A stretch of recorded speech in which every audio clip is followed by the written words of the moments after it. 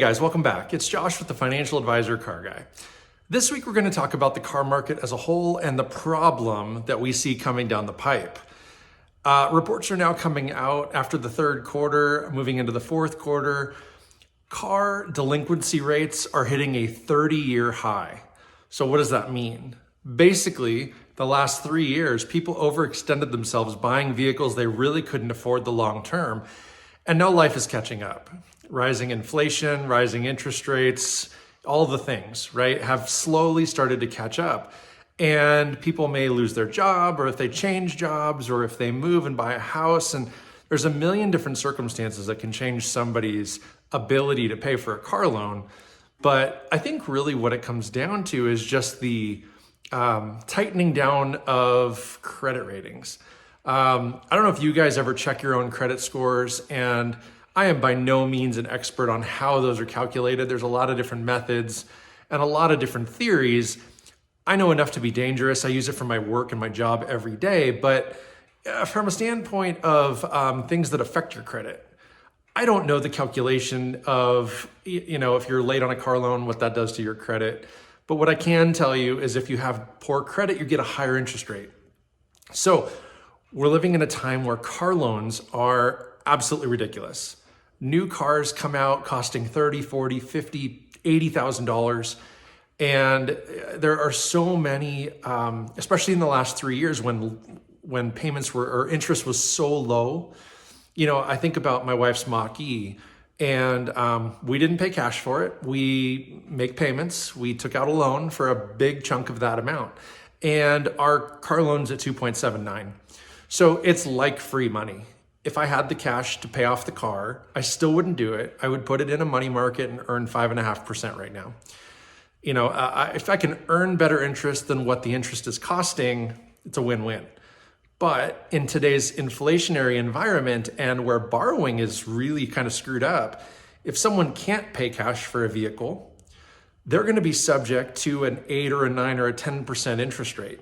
And if their credit is shot or crappy at all, you could look at a 12, 13, 14% interest rate. Gone are the days of incentives. There are very few manufacturers' incentives out there.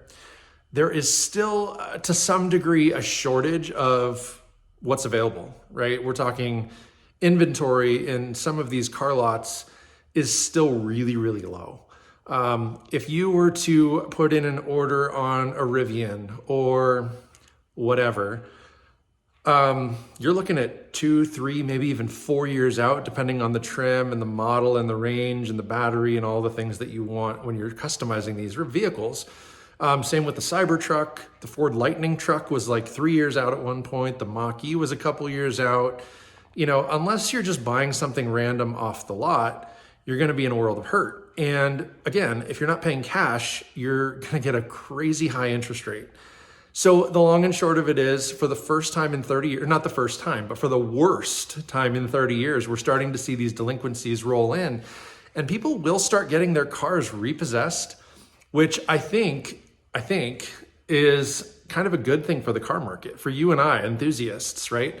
Because if I miss a payment on this thing and I miss 2 or 3 or 4, all of a sudden a tow truck's going to come, they're going to haul this thing away. It's going to be sold either at an auction to a dealer who's then going to flip it to you or I. Or, somebody like you or I could go into an auction scenario and, in theory, put in a bid for something just like this. And you're going to get it for pennies on the dollar because the bank just wants to recoup as much as they can. So the circumstance swirling around, it isn't just one thing that's broken. It's people had so much free money in COVID. There were stimuluses, there were child tax credits, there were all these different things that allowed an individual to expand their means, is probably a polite way to say it, but it enabled a lot of people to go buy things. We also had the whole crypto millionaire scenario, right? Where people were making tons of money off of quickly appreciating crypto.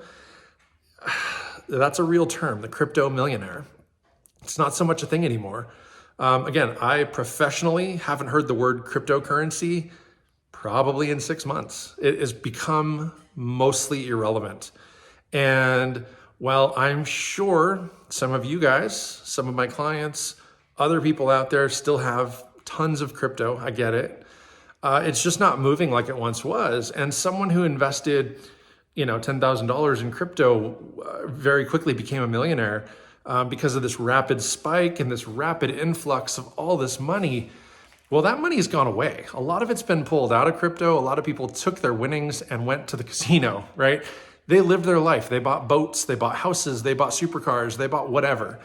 And now it's catching up because now all of a sudden living life is expensive. If you bought a house and the property taxes are going up, and if you don't have the income to justify it, bye-bye toys, right?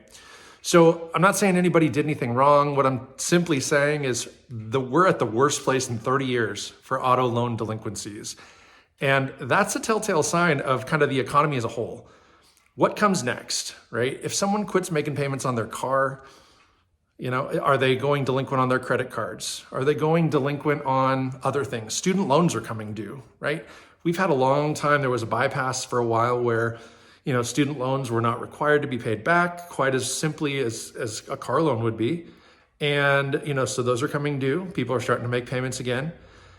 What else? Again, interest rates are climbing on everything. So if you've got a credit card with $10,000 on it and you've got a 25% interest rate, man, you're paying a ton of money monthly just in interest, right? That's like a couple $100s a month just in interest, not even touching the principal. So car loans are not a lot different. If you get a 10% car loan on a $60,000 car, you're paying a lot of money in interest, several $100s a month in just interest. You're not even paying down the principal. You're not even paying down, whatever. But coinciding with raising car payments, okay? Car payments have gone up dramatically the last 3 years. So is auto insurance. So now all of a sudden, a car payment that once was $300 and the insurance was $60, right? Now it's like $750 for the payment and $200 for insurance. So now instead of $360, you're at what, $950 or $975 or almost $1,000, literally 3 times. So your car payment, whatever that looks like, might be 3 times bigger today when you add in insurance than you would have 3, 4, 5 years ago. So these rising rates are really dramatic. And, so if I'm you guys, I don't run out and buy anything unless I have cash. I don't run out and sell anything unless it's to somebody with cash, because you might be setting them up for failure. That's the other thing too, is you do not want to, wreck somebody else's situation. Obviously people are adults and they can make the decisions they want to make and they're going to do what they want to do. But as a decent human, you don't want to put somebody else in that situation. So I would recommend, if you need to sell your car, do it, but I don't know. And maybe that's not good advice. I want to get top dollar for my car if I'm selling it. You should too, right? But I guess what it comes down to is, are you selling because you want to upgrade, or are you selling because you need to? And so, I've had a million conversations around this Audi R8. And if I were going to sell it, it would be to buy something else, whatever that looks like.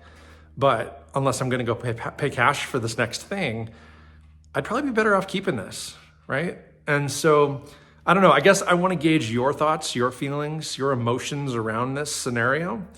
Have you seen car payments go up? Is your car payment huge, right? Is it expensive? What's your insurance done? Let me know in the comments. I'd be curious to know. I don't think it's just me. I don't think it's just my scenario or my clients. I think you guys are experiencing it too. And I'd love to hear from you. Please share that below. Most importantly, like, subscribe. What else? That's all I got for you guys this week. So I'm going to leave you with this. May every investment you make be a good one. Till next time.